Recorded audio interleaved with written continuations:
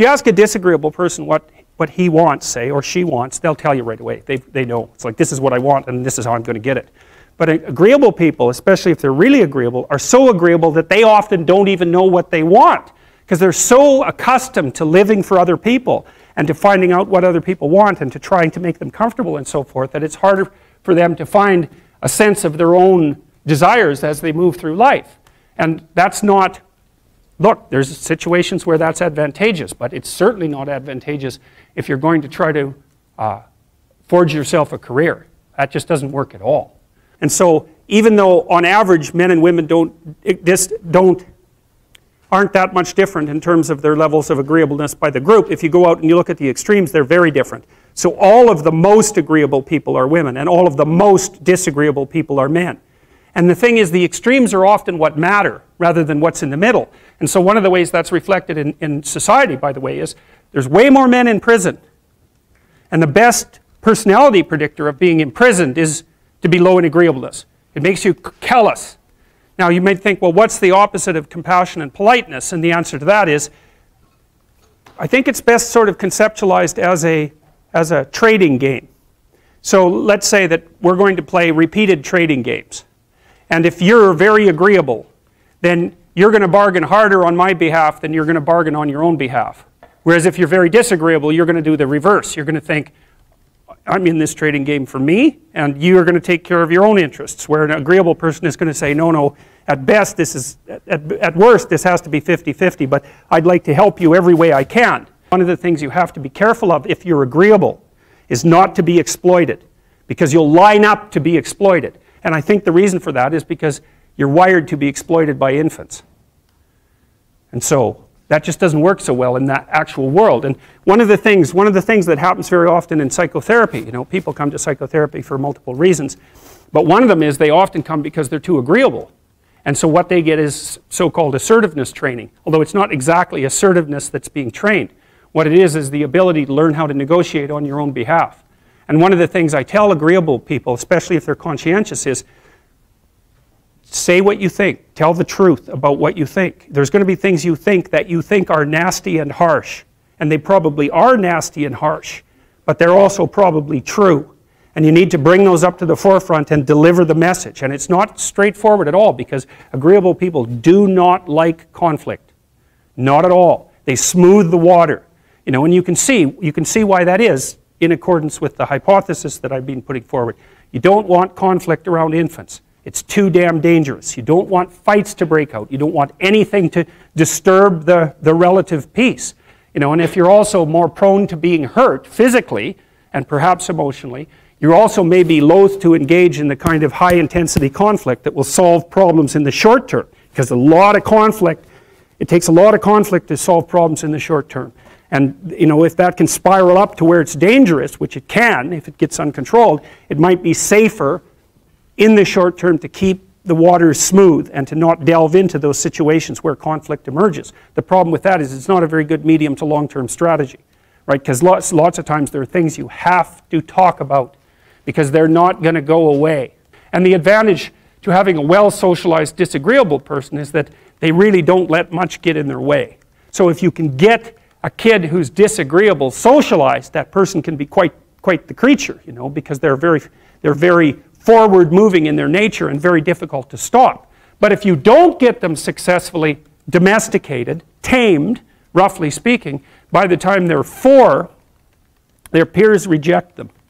And that's a big problem, because your job as a parent is to make your child socially desirable by the age of 4. Like you want to burn that into your brain, because people don't know that. That's your job. And here's why. It's easy if you think about it carefully. So you imagine you've got a 3-year-old child, so sort of halfway through that initial period of socialization, and you take that child out in public. Okay, what do you want for the child? Who cares about you? What do you want for the child? You want the child to be able to interact with other children and adults so that the children are welcoming and smile and want to play with him or her, and so the adults are happy to see the child and treat him or her properly.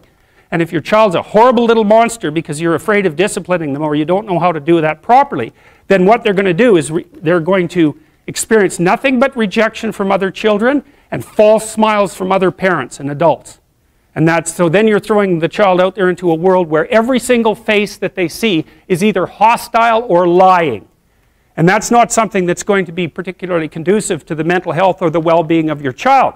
If your child can learn a couple simple rules of behavior, like don't interrupt adults when they're talking too much, and pay attention, and try not to hit the other kids over the head with the truck any more than is absolutely necessary, then, and share and play properly, then when they meet other kids, the kids are going to try out a few little play routines on them, and that's going to go well, and then they're going to go off and socialize each other for the rest of their lives. Because that's what happens, is that from 4 years old onwards, the primary socialization with children takes place among other children. And so if the kids don't get in on that early, they don't move into that developmental spiral upwards, and they're left behind. And you can imagine how terrible that is, because a 4-year-old will not play with another 4-year-old who's 2. But a 5-year-old certainly will not play with a 5-year-old who's 2. Right? Because the gap is just starting to get unbelievably large. And so the kids start out behind, and then the peers leave them behind, and then those kids are alienated and outside the peer group for the rest of their life. Well, those are the ones that grow up to be long-term antisocial. Right? They're already aggressive. It doesn't dip down. Now, what happens to normal boys, roughly speaking? Imagine the aggressive 2-year-old types. They get socialized, so their level of aggression goes down, and then they hit puberty and testosterone kicks in, and bang, levels of aggression go back up. And so that's why males are criminals between the ages roughly of 16 and about 25. So, and it matches the creativity curve, by the way. It's so cool. If you look at the spike of creativity among men, 16 to 25, then it starts to go down. Criminality matches that absolutely perfectly. So that's quite cool.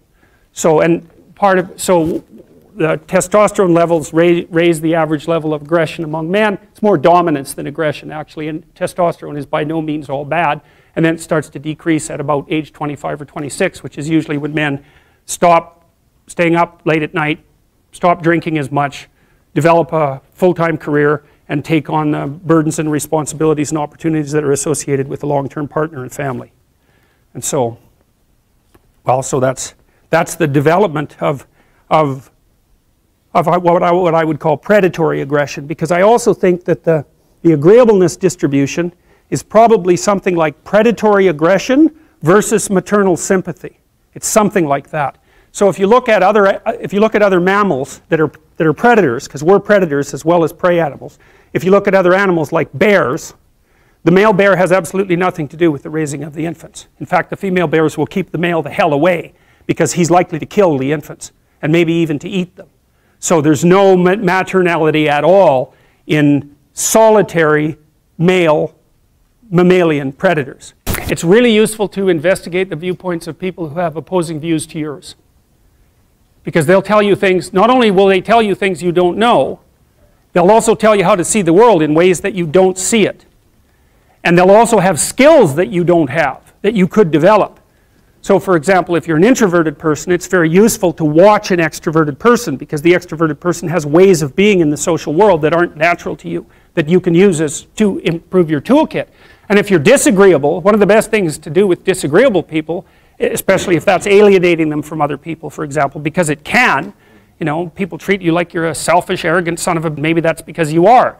It's like, okay, so what do you do about that? One of the most promising treatments, let's say, for that is get the person to do something for someone else once a day, just as a practice, and learn how to do it. Maybe you can wake the circuit up, if you think that it's lying dormant in you, which is probably right. I think we have a very wide range of propensities within us. Some are switched on, genetic propensities. Some are switched on, but I think that if you put yourself in the right situation or walk yourself through the right exercises, you can switch some of these other things on as well. But it takes work and dedication and discipline. I would say, generally speaking, if you want to adapt yourself properly to life, you should find a niche in the environment that corresponds with your temperament. Right? You shouldn't work at cross purposes to your temperament, because it's just too damn difficult. But having done that, then you should work on developing the skills and viewpoints that exist in the space opposite to your personality, because that's where you're fundamentally underdeveloped. And that way I think you can extend out your temperamental capability across a wider range. And to me that's roughly equivalent as bringing a richer toolkit to each situation. You know, so if you're hyper extroverted, you should probably learn to shut up at parties now and then and listen just to see what's going on, to see if you can manage it, you know. And if you're introverted, well, then you should learn how to speak in public and to learn how to go to parties without hiding in the corner and saying nothing to anyone. You know, and if you're agreeable, then you need to learn how to be disagreeable so people can't push you around. And if you're disagreeable, you need to learn how to be agreeable so that you're not an evil son of a bitch. So, and the same thing applies even in the conscientious domain. It's like if you're too conscientious, you need to learn to relax and let go a little bit. And if you're unconscientious, it's time, like, get out the Google Calendar, man, and start scheduling your day, right? And beat yourself on the back of the head with a stick until you're disciplined enough so that you can actually stick to something for some length of time and not living in absolute squalor, which is something that would characterize someone who's very disorderly, for example, because they don't notice. It doesn't bother them, disorder. It's like, maybe they can see it, but it doesn't have any emotional valence, and so it doesn't have any motivational significance. You know, so the other thing you might want to think about too, if you're choosing a partner, is try not to choose someone who's too distant from you on the temperamental variables, because you're going to have a hard time bridging the gap. You know, it's hard for an introverted person and an extroverted person to coexist. And it's really hard for an orderly person and a disorderly person to coexist, because they will drive each other nuts. Why don't you pick up? Why are you so obsessed by it? That's the basic argument, you know. So it's useful to know about your temperament so that you can negotiate the space with your partner as well. And I don't think you should try to find someone who's exactly the same as you, because then you don't have the benefits of the alternative viewpoint. But you got to watch it, because you may hit irreconcilable differences of various sorts. And I've seen that most particularly among couples who are high and low in openness. That's a rough one. And also high and low in conscientiousness. That's another rough one, because they just cannot see how the other person sees the world at all.